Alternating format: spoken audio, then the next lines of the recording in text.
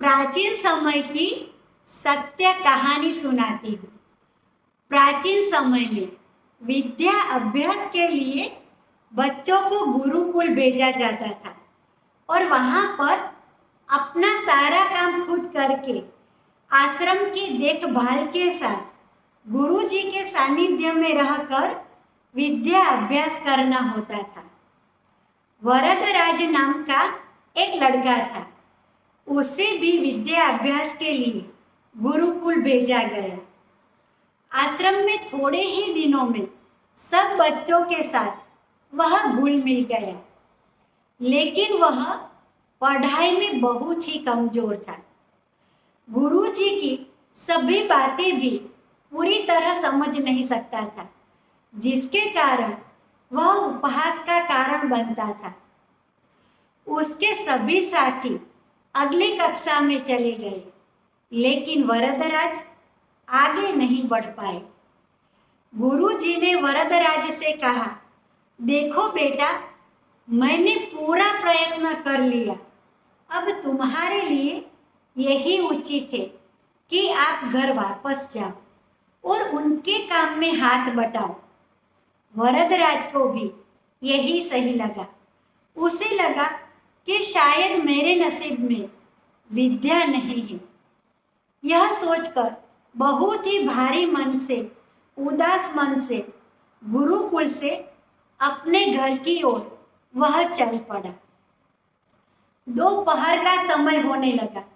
उसे प्यास भी काफी लगी। पानी की खोज में वह इधर उधर देखने लगा तो थोड़े दूर उसे एक कुएं पर पानी भरती हुई कई महिलाएं दिखी। वह उस ओर चल दिया। कुएं के पास जाकर देखा, पत्थर पर कई निशान बने हुए थे। उसने महिला से पूछा कि ये निशान आपने कैसे बनाया?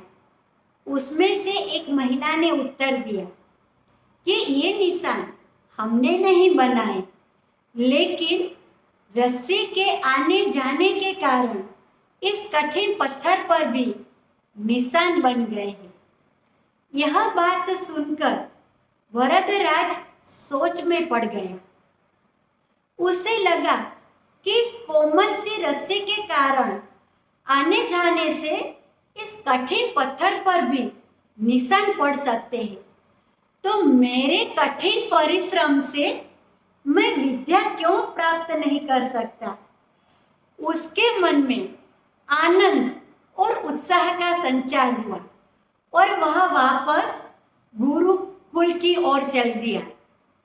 गुरुजी ने बहुत ही उसका साथ दिया और थोड़े साल बाद ही वह वरदराज संस्कृत व्याकरण के महान विद्वान बने और उन्होंने कई रचनाएं भी की, जैसे कि लघु सिद्धांत कौमुदी, मध्य सिद्धांत कौमुदी और सार सिद्धांत कौमुदी, गिरवर्णा पद मंजरी, इसकी भी रचना उन्होंने की।